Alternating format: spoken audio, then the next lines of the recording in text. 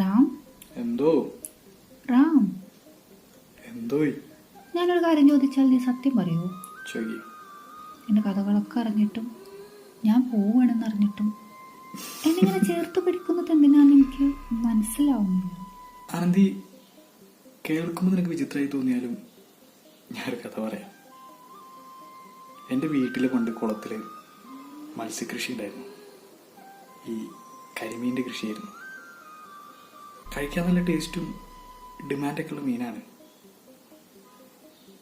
ഒരിക്കൽ റേഡിയോയിൽ ഞാൻ അവയെക്കുറിച്ചൊരു കഥ കേട്ടു. കരിമീനുകൾക്ക് അവയുടെ ജീവിതത്തിൽ ഒരു ഇണയുണ്ടാവുള്ളൂ അത്രേ. ആ ഇണകൾ തമ്മിൽ അടങ്ങാത്ത പ്രണയത്തിലായിരിക്കും. പ്രത്യേകിച്ച് ഈ ആൺമത്സ്യത്തിന് പെൺമത്സ്യത്തിനോട്.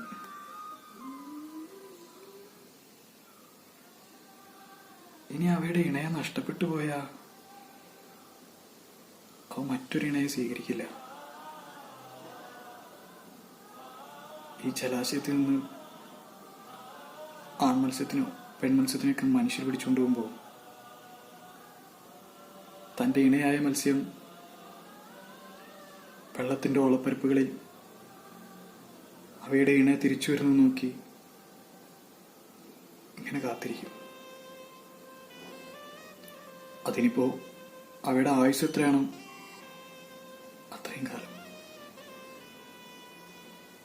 അന്ന് ആ കഥ കേട്ടത് ഞാൻ വീട്ടിലെ കുളത്തിൽ പോയി നോക്കി. വെള്ളത്തിൻ്റെ ഓളപ്പരപ്പുകളിൽ ഒറ്റപ്പെട്ടുപോയ ഒരുപാട് ഇണകളെ ഞാൻ കണ്ടു.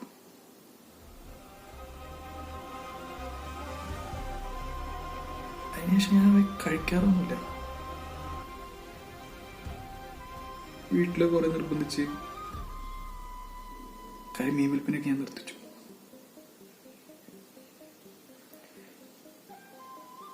ചെന്നൈ ഇതുപോലൊരു കുളമാണ് ആനന്ദി.